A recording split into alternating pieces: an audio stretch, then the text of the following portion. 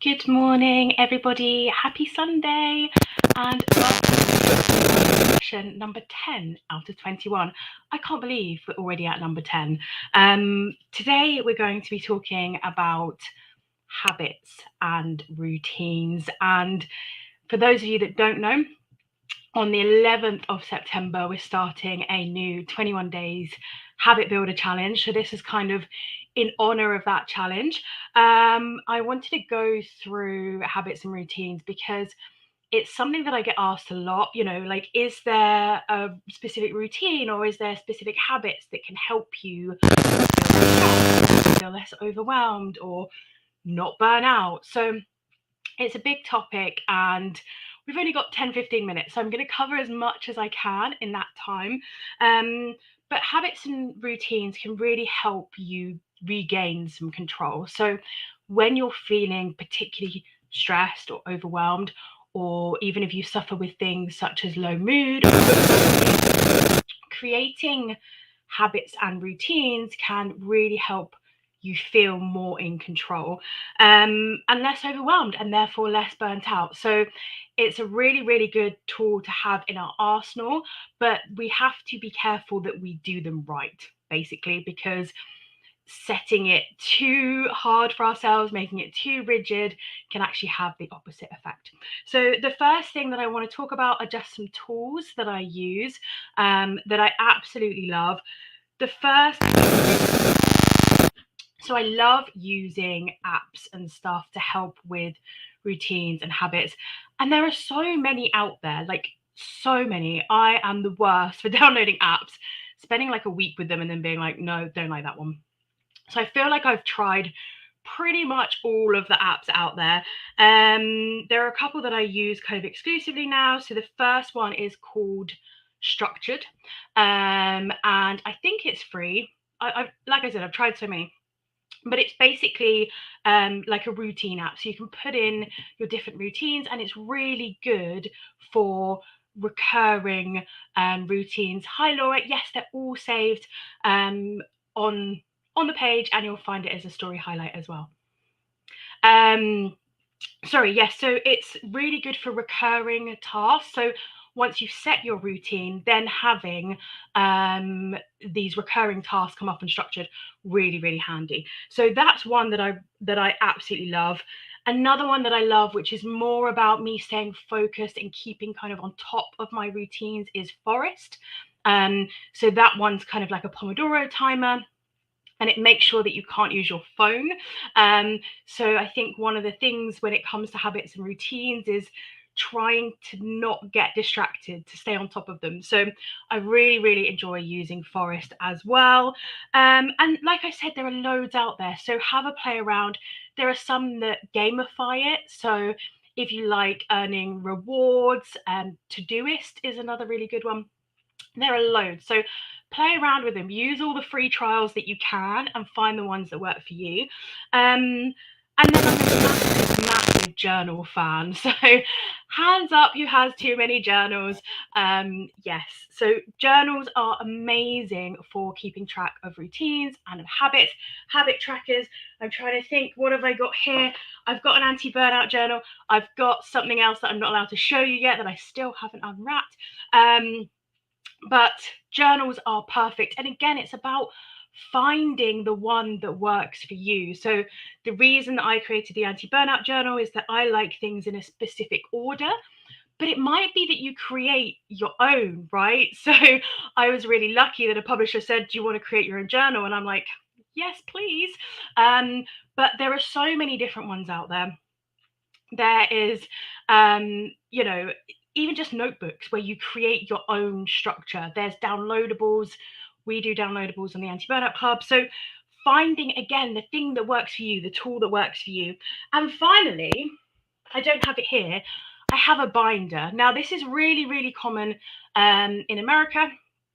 I have a binder with all of my checklists, my schedules, my routines in, and I pop them into plastic sheets, and I use a kind of like a whiteboard pen to tick things off. So I will take a picture of that and I'll put it on the stories for afterwards. But having a binder with everything in, if you like to be really organized is amazing. And I made all the checklists myself. In fact, I'm going to see if I can grab it. One sec. Please excuse the bump.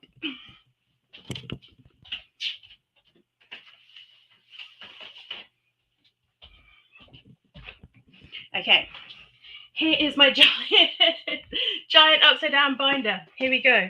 So in here, I literally have all of my routines. I have cleaning checklists, I have recipes, I have expense trackers, like all of these kinds of things that I've made that just help me keep on top of things, because I find that, like I said, it can really help me feel more in control and less overwhelmed. Now, this might be way too much for some people, and I completely appreciate that. But if you want me to share what is in my binder, let me know, and I'll put it up on Facebook and Instagram. So there are all the different tools that I use. There's some that are paper and pen, there's some that are digital, and really it's about finding the ones that work for you. And then what I want to talk about next is really, how do we build those habits and routines? We could have all of the most amazing tools and resources, but how do we actually build them to work for us? And Emma said, yes, please, to sharing the binder. I will tear it all apart and show you it page by page. And also, if you're on the free platform, I'll just pop these downloads up. I just made them, they're black and white. You can print them off, pop them in a plastic sheet, and then tick them off. So the first thing that's really important when building habits and routines is to understand your energy levels. Now, you may have done this with me before, but as human beings, we have fluctuating energy levels, right? So some people are naturally morning people, some people work best in the evening. And the problem with a lot of these, like, oh, here's the best routine for less stress, or here's the best routine to be a success, like all of those kinds of things, is they don't take into account your energy levels, right? They're just like, oh, these entrepreneurs wake up at 5 a.m. and they go to the gym and they do this. Like, what if I don't like waking up at 5 a.m.? What if that's not my productive time? And there are 4 different chronotypes, right? And you can Google, just search sleep chronotypes and do a little quiz, and you can find yours out. A lot of the Anti-Burnout Club members have done this with me. But there are 4 chronotypes, and these can dictate your energy levels throughout the day. So you have a lion, which is a morning person, which is what I am. And then you have the wolf, which is an evening person. And then you have the bear, which is kind of what most people are, like a little bit in between. And then you have the dolphin, which it fluctuates a lot. So you tend to see this with people who have insomnia or chronic conditions. They will be a dolphin. So I know my viewership's about to go down as everyone Googles what's my sleep chronotype, take the quiz. But finding out when works best for you for different things. So you might not even want to take a quiz. You might just want to monitor yourself, right? And this is what I do. I find that my energy levels change throughout the day.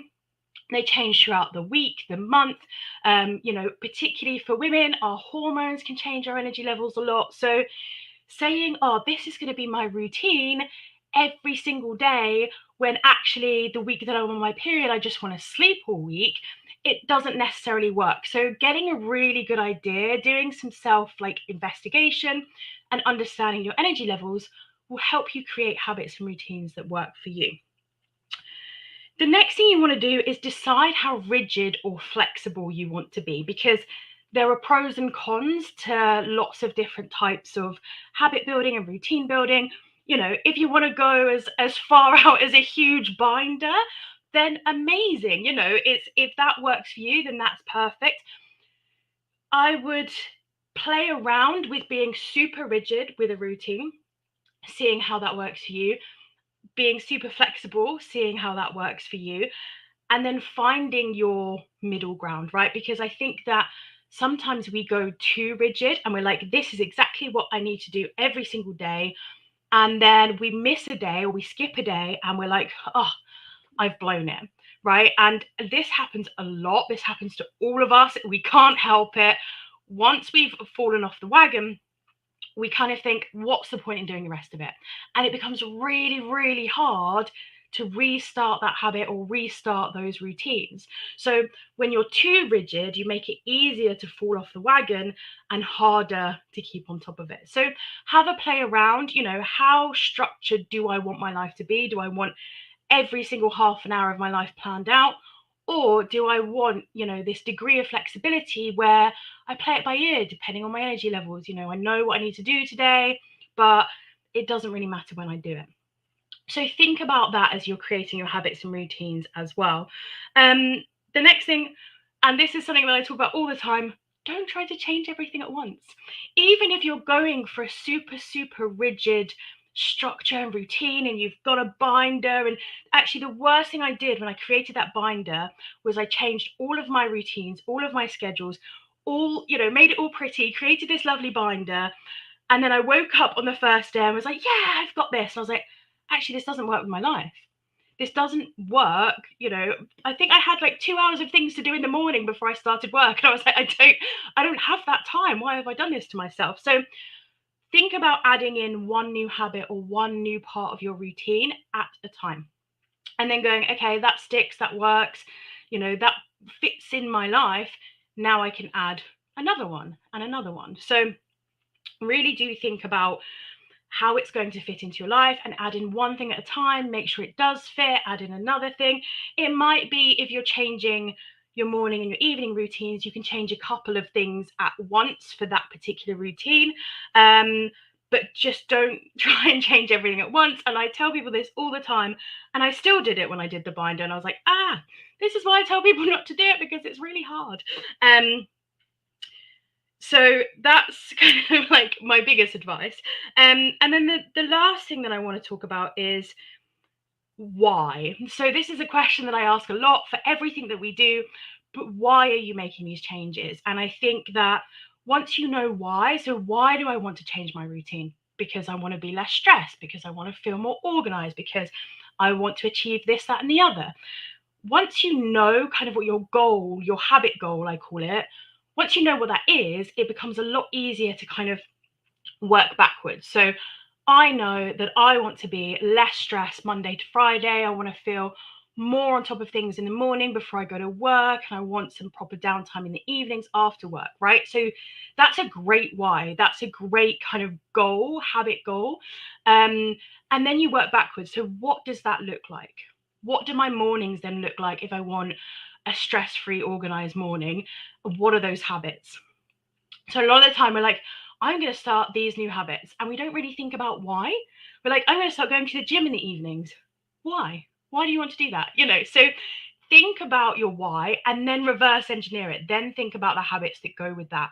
And if you're joining us on the 11th of September for our 21-day habit builder course, we'll actually do a whole lesson on this. We'll do 2 lessons on this, where we work out our why and then we kind of backwards reverse engineer it into the habits. So think about your why and then what those habits look like. And finally, remember that it takes time, right? There's all of that kind of advice, like it takes 21 days to build a habit. And generally, that kind of tends to be how long it takes to create a neural pathway, but it can take longer. And we will fall off the wagon, and we will have times where we don't want to do that routine, or we don't want to do that habit today. And the key thing is that we're compassionate to ourselves and we say, okay, not for me today, didn't work for me today, and that's okay. So that is it. I've tried to cram as much as I can in 15 minutes, but this is why we're doing 21 days on it, because there's just so much to cover. I really hope this has been helpful. For those that asked, I will break down my binder into downloadables on the free platform. I'll create a free class so you can just download all of those, make your own binder. And for those who are joining us on the 11th of September, I will see you. We'll be talking about all of this and more then. If you're not sure what I'm talking about, then I've put a link in the bio and I'll put it in the comments. And I'll see you all tomorrow, where we'll be starting our 5 Foundations of Wellness live series. So have a wonderful Sunday or whatever day you're watching back, and I will see you again soon. Take care. Bye-bye.